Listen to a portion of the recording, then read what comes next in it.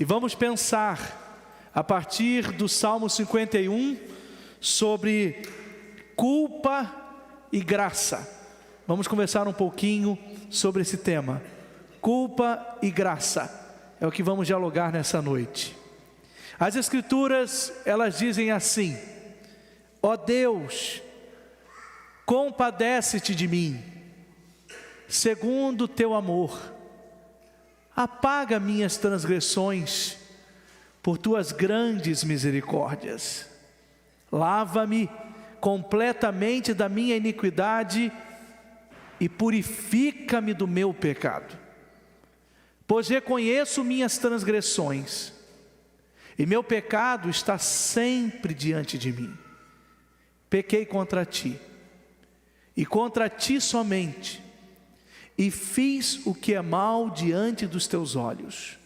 Por isso, tua sentença é justa, e teu julgamento é puro. Eu nasci em iniquidade, e em pecado minha mãe me concebeu. Tu desejas que a verdade esteja no íntimo, no coração me ensinas a sabedoria. Purifica-me com hisopo, e ficarei limpo. Lava-me e ficarei mais branco do que a neve. Faze-me ouvir júbilo e alegria, para que se regozijem os ossos que esmagaste. Esconde teu rosto dos meus pecados, e apaga todas as minhas iniquidades. Ó Deus, cria em mim um coração puro, e renova em mim um espírito inabalável. Não me expulses da tua presença, nem retires de mim o teu espírito. Restitui-me a alegria da tua salvação, e sustenta-me com um espírito obediente. Então ensinarei teus caminhos aos transgressores, e pecadores se converterão a ti. Ó Deus, Deus da minha salvação, livra-me dos crimes de sangue, e minha língua cantará alegremente tua justiça. Senhor, abre meus lábios, e minha boca proclamará teu louvor. Pois não tens prazer em sacrifícios, e não te agradas de holocaustos. Do contrário, eu os ofereceria a ti. Sacrifício aceitável para Deus é o espírito quebrantado. Ó Deus, tu não desprezarás o coração quebrantado e arrependido. Faz o bem a Sião, segundo tua boa vontade. Edifica os muros de Jerusalém. Então te agradarás de sacrifícios de justiça, dos holocaustos e das ofertas queimadas. Então serão oferecidos novilhos sobre o teu altar. Amém, irmãos? Palavra do Senhor. A partir dela é que pensaremos no tema culpa e graça. Nós estamos diante de um salmo muito especial. Eu tenho certeza que pelo menos parte desse salmo, algum versículo, algum momento, quando a gente leu, você falou: nossa, eu conheço isso aí. Esse versículo já fez muito bem para a minha vida. Algo especial já aconteceu em mim lendo esse texto. Ele é emblemático. Por que esse salmo é emblemático? Porque ele trata, irmãos, da vida de Davi, e foi um salmo escrito por ele, quando ele foi procurado pelo profeta Natã, e ali houve o recado de Deus para ele através do profeta, sobre o pecado dele com Betseba. O caso dele com Betseba, de Davi, foi uma das experiências mais difíceis da vida dele.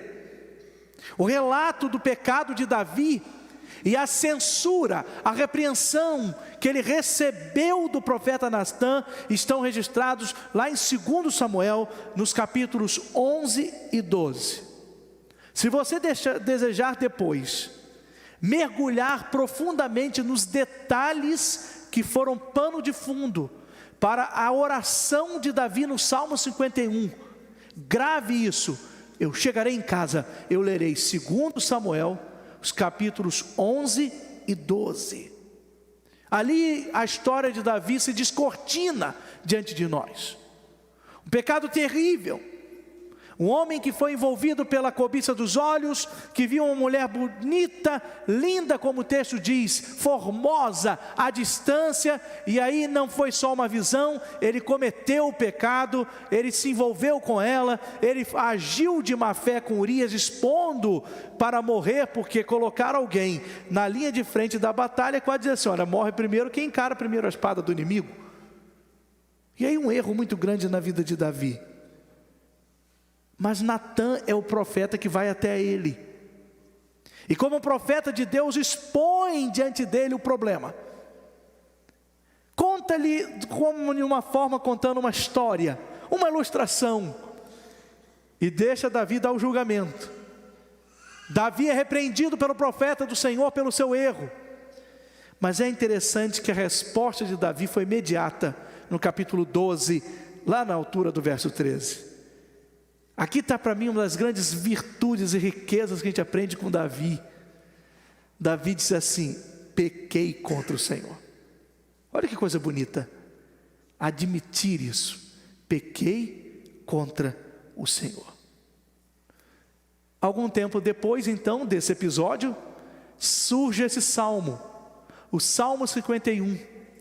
Ele escreve esse salmo de confissão do seu pecado, de pedido de perdão. E nós conhecemos esse salmo como um salmo penitencial. Davi vai se penitenciar diante de Deus. É tão interessante que o salmo tem uma estrutura. Você vai ler o salmo e fala assim, nossa, aqui ele começa de um jeito, pula para cá. Há uma lógica de Davi. Querem ver? Vamos ver isso de forma muito rápida. A estrutura do salmo pode dividi-lo em 7 pontos, em 7 assuntos. Primeiro é o apelo que ele faz à misericórdia de Deus, no contexto da confissão. Vocês estão vendo aí a indicação do versículo correspondente. Depois ele faz um reconhecimento de que o pecado foi contra o Senhor. O salmo mostra para a gente, o pecado de Davi foi contra o Senhor. Depois vem a confissão de Davi, de que o pecado permeava o seu ser. Muito interessante a honestidade de Davi. Eu conheço o meu pecado, eu sei que ele roda em mim. Uma série de pedidos de perdão, dos versos 7 ao 13. Um voto de louvor pelo pecador perdoado. Uma declaração sobre o sentido da adoração verdadeira. E um pedido a Deus que restaure a sorte do povo. Interessante, a responsabilidade de um rei é muito grande. Porque quando ele pede perdão, ele está perdoado, celebra o perdão, mas ele pede a Deus, restaura de novo os muros de Jerusalém. Como que liderar é uma responsabilidade muito grande. É muito grande. Davi precisava entender isso como rei. Mas nós lemos, para mim, irmãos, o mais belo salmo penitencial da Bíblia. É lindo.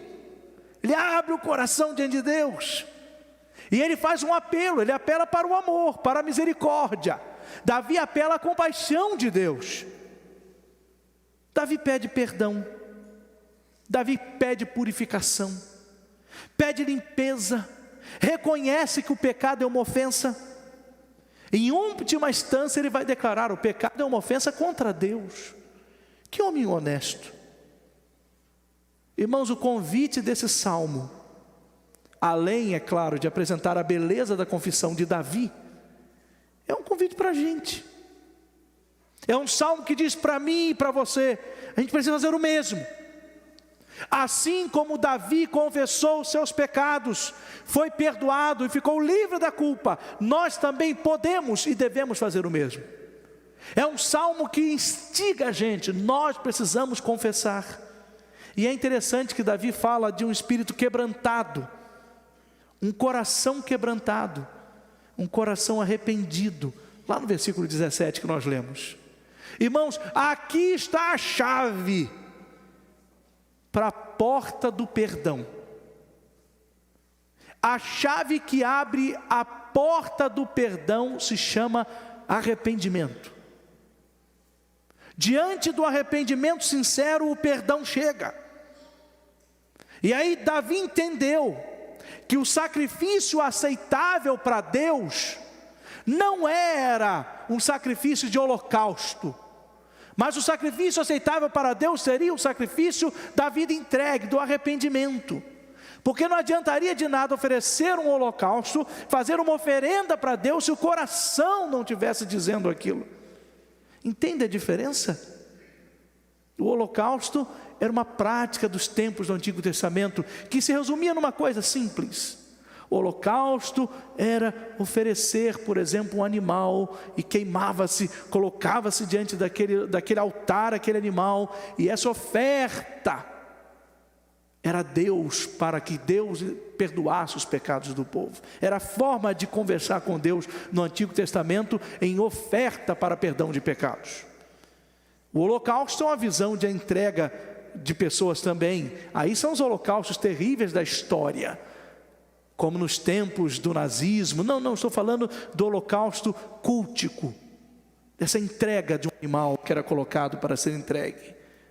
Davi fez, irmãos, o caminho certinho para o perdão dos pecados, certíssimo.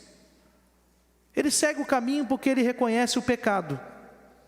Eu sou um pecador, é o caminho. Ele confessa o pecado, pequei contra ti, e ele arrepende-se dos pecados, pedindo purificação. Lava-me, lava-me. Isso nos ensina, irmãos, que o que mostra o verdadeiro arrependimento é ir além do reconhecimento do pecado e da confissão. O que garante que houve arrependimento é querer estar limpo e não voltar mais ao pecado. Isso garante que houve arrependimento. Reconhecer e pedir perdão só pode ser um ato incompleto, mas quando de fato eu quero mudar de vida, aí eu dei provas que eu estou arrependido. Você pode dar um tapa em alguém, reconhecer que deu, e até arrepender-se por isso mesmo, mas você pode voltar a dar um tapa, não pode? Quando você volta a dar um tapa, você não se arrependeu não. Você teve um momento, um relance de julgamento, mas você voltou. Quando a gente se arrepende, a gente não quer fazer mais. Nossa, me arrependi tanto disso. Aí faz de novo. Nossa, me arrependi tanto disso, faz de novo. Vai chegar um momento que você vai falar com a pessoa, você não está arrependido não, rapaz. Você está mais de sem vergonhice do que de arrependimento. Porque você volta. Sabe o texto bíblico, a porca que volta à lama, o cão que volta ao vômito, é o que Davi está mostrando aqui para a gente. Purifica-me, eu preciso disso. É na mudança, é no abandono do erro, que o arrependimento prova-se verdadeiro. E aí, irmãos, olha que beleza, no arrependimento verdadeiro a gente encontra o perdão. Perdão é refrigério para a alma, irmãos. Perdão deixa leve. Como que o perdão alivia a vida da gente? Aí muda o relacionamento com Deus. Porque quando a gente é perdoado, o relacionamento com Deus passa da lei para a graça. Muda a chave. Lei é para o pecador, e graça é para o arrependido. Vocês estão adiantando meus tópicos todos aí, esconde a surpresa, senão pega mal. Vocês estão adiantando o sermão todo, deixa lá no teminha. Eu sei que eu estou demorando, mas deixa só eu demorar mais um pouquinho. Eles estão bem atentos, é porque eu estou falando assim, outro assunto, aí eu que estou induzindo eles. Mas fique tranquilo, segura aí o mistério. Lei para o pecador, graça para o arrependido. Por que isso, irmãos? Porque a lei aponta o pecado, mas a graça é a experiência do perdão. A lei simplesmente vai sinalizar que eu estou errado, mas quando eu fico certo, eu não sou mais dirigido pela lei. Quando eu fico certo, eu sou conduzido pela graça. É a diferença da nossa vida. O cristão então está livre da culpa do pecado, porque vive pela graça, passou pelo processo. E aí querem ver uma coisa interessante de aplicação? Primeira aplicação, capricha aí, bicho bom, isso, primeira coisa, vamos ler, porque isso é importante guardar no coração, vamos juntos? Não há perdão de pecados sem arrependimento. Irmãos, aí é verdade. Uma pregação de perdão sem arrependimento, aí é banalização da graça de Deus. Não existe perdão de pecados sem arrependimento. Eu não estou falando qualquer outro tipo de perdão, porque, irmãos, há momentos na vida que nós liberamos perdão até para a pessoa que não merece. Você já fez isso? Sabe, está perdoado. A pessoa não quis se corrigir não, mas é tão estressante viver com o peso daquilo que alivia mais perdoar e deixar embora. Não estou dizendo embora da vida, não. Vai problema para lá. Você perdoa. Porque às vezes o não perdão só faz você viver num estresse muito grande. Mas, irmãos, tudo bem. Mas quando se trata de pecado, tem que se arrepender. Senão não acontece o perdão, não tem negociação. Pecado tem que ser pelo arrependimento. Arrependimento sem perdão de pecado sem arrependimento. Existia um teólogo, um pensador da igreja, que disse que seria graça barata. Dietrich Bonhoeffer, ele usou essa expressão. Nós precisamos voltar ao raciocínio para entender que a lei não serve para salvar, mas a graça sim. A Bíblia nos diz assim: porque vocês são salvos por meio da lei. E isso não vem de não. Sois salvos pela graça, por meio da fé. Então lei não salva. Lei não vai salvar. Somos salvos por meio da fé, pela graça. Por isso que decorar a lei, por exemplo, não salva ninguém. Pastor, eu sei os 10 mandamentos de cor, estou salvo? Não. A lei mostra o erro, mas a graça é salvadora. A salvação é uma graça, é um presente de Deus.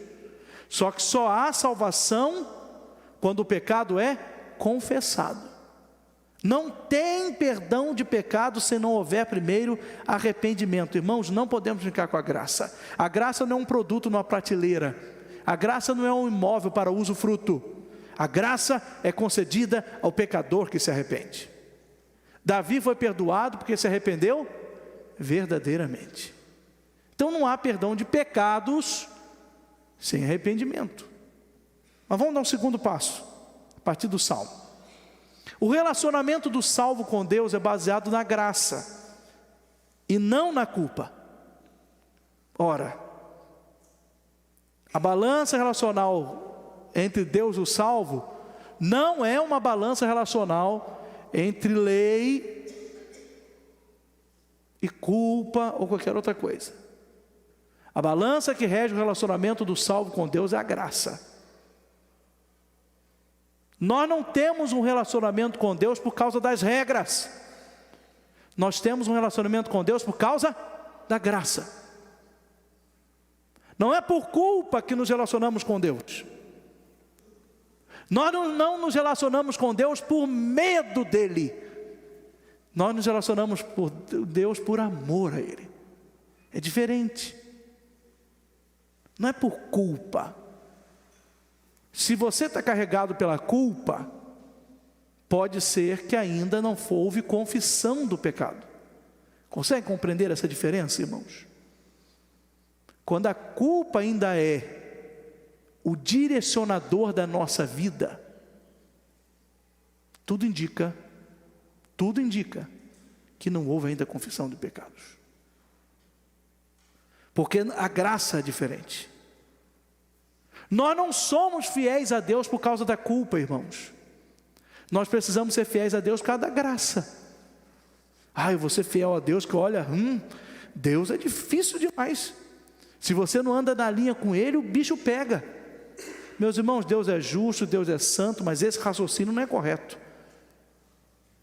Eu tenho que andar certinho com Deus? Claro. Eu tenho que ser fiel com Deus? A Deus tenho. Eu tenho que fazer tudo direitinho? Tenho.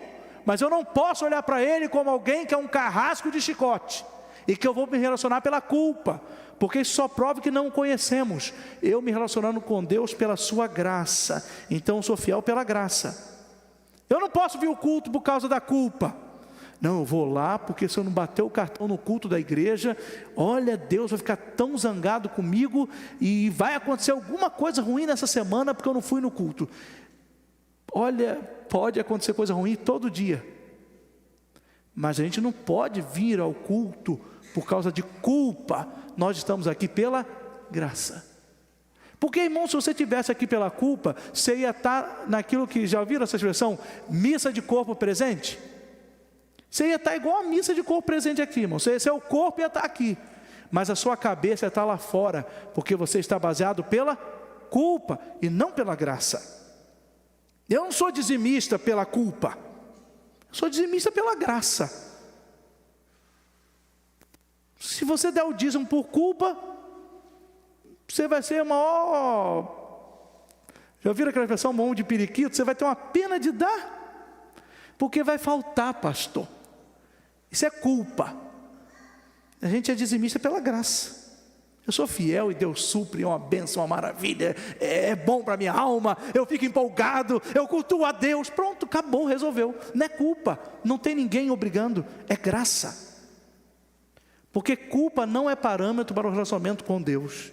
O parâmetro é graça. Nós não podemos nutrir uma geração de evangélicos que se relacionam com Deus motivados pela culpa, porque senão serão crentes do medo, crentes da depressão, e aí não estou falando da depressão do ponto de vista da questão psicológica, não, a depressão, crentes para baixo, vou usar outra expressão, crentes que, não, nós precisamos ser crentes que são movidos pela graça, porque entenderão que tudo que fazem é por causa do amor que têm ao Senhor Deus.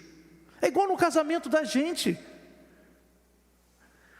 Você não tem prazer em tratar a sua mulher bem, porque você tem medo dela. Você trata... Vou desautorizar esse exemplo de vocês aí, pegou. Vocês estão preocupados. Eu falei com... Pelo amor de Deus, gente, vocês estão com medo da mulher de vocês? Na minha casa eu mando mesmo e pronto, acabou. Porque... ela que tem que ter medo de mim. Mas você não vai ter um relacionamento. Pensou se fosse por causa de medo? Não, eu vou tratar bem minha mulher, porque olha, minha mulher é brava, senão ela me bate. Hein? Mexeu com muita gente isso aí, foi profundo, né? Hein? Tem gente todo feliz que a mulher não está aqui, né? Hein? Outra coisa também, às vezes faz o contrário também. Eu respeito o meu marido, que eu tenho medo dele. Não é por medo, é por amor. Por amor faz sentido, não é verdade? Por culpa não tem graça. Por amor faz sentido, irmãos. Relacionamento com Deus precisa ser pela graça, não pela culpa. Cristãos movidos por culpa não conseguirão ter alegria na vida espiritual. Movidos pela graça terão alegria. Agora, nunca esqueçam que a gente começou a conversa, hein? Graça para o salvo perdoado. Eu estou partindo do pressuposto que o salvo é graça. Está na culpa? Meu irmão, está na culpa, pede perdão a Deus. Foge do pecado, larga o pecado, abandona essa tragédia. Porque se está no ambiente da culpa, tem coisa para resolver. Agora nós que estamos livres da culpa do pecado, já confessamos o pecado e não queremos mais brincar com ele, irmãos. Somos pecadores perdoados, pecadores arrependidos, pecadores que não têm prazer em pecar. Nós somos aqueles pecadores que nos relacionamos com Deus pela graça maravilhosa que nos alcançou. E que a gente chega nesse lugar de Senhor, que culto maravilhoso, que momento lindo, que hino lindo, que ambiente de paz. E a gente diz assim, Senhor, eu não merecia nada disso, mas eu estou aqui porque a tua graça me alcançou. Aí é feliz, irmãos. Vamos ver mais um, vamos para o terceiro. A comunhão entre os salvos deve ser nutrida pela graça. Irmãos, o relacionamento cristão tem que ser assim, ungido pela graça. Nós somos irmanados pela graça. A nossa comunhão é banhada de graça. É assim que acontece. Nosso foco aqui é exaltar a beleza de Deus na vida do crente. Aqui pode acontecer um grande perigo. A gente já conversou bem sobre o pecado. Deixa eu fazer um outro contraponto. Porque pecado é pecado e não se brinca, não se negocia. Está errado, tem que confessar. Agora, há uma coisa que a gente não pode confundir. Nós não podemos confundir gosto pessoal com pecado. Não podemos fazer isso. Por exemplo, uma pessoa não gosta de determinado estilo de roupa. Se eu não gosto, aquele estilo é pecado. Não, a Bíblia, o parâmetro da Bíblia não é estilo. O parâmetro da Bíblia é decência. Está decente? Eu posso não gostar, mas eu tenho que respeitar. É o gosto do outro. Cada um tem um estilo. Eu sei que eu tenho o meu. Não adianta, eu já tentei, já me disseram, pastor, bota uma calça mais agarrada, um rasgadinho, uma camisa mais coisa, um corte diferente. Aí é palhaçada, um corte diferente. E não vai ser Eliudes, eu não vou conseguir, aquilo vai me apertar, eu não vou pregar, eu vou cair. Cada um tem seu jeito. O parâmetro é decência. Está decente? Ah, está decente. Ah, mas poxa, pastor, vou botar uma roupinha mais moderna, o terno não está tão moderno. Eu preciso pregar a graça de Jesus. O conteúdo é a graça. Se o outro usa o terno, outro não usa o terno, o problema é de quem usa e o problema é de quem não usa. A mensagem que tem que chegar ao coração do pecador. A palavra. É isso que precisa chegar. É isso que precisa estar. Então, cuidado só para você não confundir o estilo. O jeitinho pessoal das pessoas, isso a gente tem que respeitar. O parâmetro é decência. É a graça que tem que fazer a coisa acontecer. Aí eu lembrei de uma história que recebi no WhatsApp. Ri demais. Até porque o pastor que conta, ele é bom de fazer rir a beça, ele tem um jeito. Mas ele disse o seguinte, que ruim é só eu contar uma ilustração dessa, porque eu sou muito prejudicado nessa área. Mas diz que teve uma igreja muito ortodoxa que um camarada botou uma peruca. E aí ele botou uma peruca. Eu jamais, eu acho que minha careca é a coisa mais linda do mundo. Mas tem gente que tem problema com isso. O que pode fazer? Os que evoluem chegam a ficar calvos. Tem gente que para no caminho, tem muito cabelo e fica assim. O que eu posso fazer? Pede a Deus se evoluir. E o sujeito botou uma peruca. Aí um irmão falou para o outro assim, e vou dar um nome hipotético que foi dado na história. Olha, vocês estão vendo? Irmão Antônio botou uma peruca. Olha a vaidade entrando na igreja. Um botou peruca. Daqui a pouco a outra bota batom. Daqui a pouco o outro bota um brinco. A mulherada pinta o cabelo, né? Aí a vaidade entrou na igreja. Olha o Satanás entrando na igreja. O Antônio tem que ser disciplinado, cada peruca. Aí foram conversar com ele. Antônio, rapaz, essa peruca aí, você está fora da graça. Rapaz, se Deus quisesse que você tivesse cabelo, Ele tinha deixado seu cabelo não ia cair. Esqueceram o assunto, depois de um mês foi ter uma reunião, lembrou lá um sujeito. Vamos tratar do assunto do irmão Antônio hoje. Irmão Antônio, montar com peruca. Ele disse, mas meus irmãos, eu até fiquei mais bonito, estou agradando, o pessoal está gostando. Não, mas se Deus quisesse que você tivesse cabelo, Ele não tinha deixado seu cabelo cair. Então, Antônio, você vai perder a comunhão. Tira a peruca. Ou então você perde a comunhão com Deus e perde os cargos. E o Antônio diz assim, olha irmãos, eu não vou perder a comunhão com Deus não. eu vou tirar a peruca. Mas eu vou tirar a peruca depois que vocês tirarem a dentadura de vocês. Porque se Deus quisesse que vocês tivessem dente, o dente de vocês não ia cair. Olha, irmãos, a gente tem que ter cuidado. Porque é muito fácil dizer que pecado é o que o outro faz e que eu não gosto. Porque a lista do outro a gente julga mesmo. Não, pecado não é o que o outro faz que eu não gosto. Gosto é gosto. Pecado é aquilo que ofende a Deus. O problema de Davi não era qual o jeito de Davi vestir-se. O rei usa muito vermelho, o rei usa muito azul. Não. Davi adulterou com Betseba. Pecado. Os gostos não. Os gostos se discutem, se conversa, se chega a um denominador comum. Não é verdade, irmãos? Olha o que se tem de pluralidade de igreja. Tem igreja com tudo quanto é jeito, tudo quanto é formato, tudo quanto é cor, tudo quanto é estilo. E eu não gosto que fale de nenhuma delas. Igreja de Jesus, quem corrige é o Senhor dela, é Jesus. Se está errando, deixa Jesus chamar no jeito. Aí que a gente faz o nosso. Agora, uma coisa toda igreja tem que fazer. Independente de estilo, ela nunca pode deixar de dizer assim: a graça salvadora, mas o pecado leva o homem à condenação. Não pode brincar com essa mensagem, irmãos.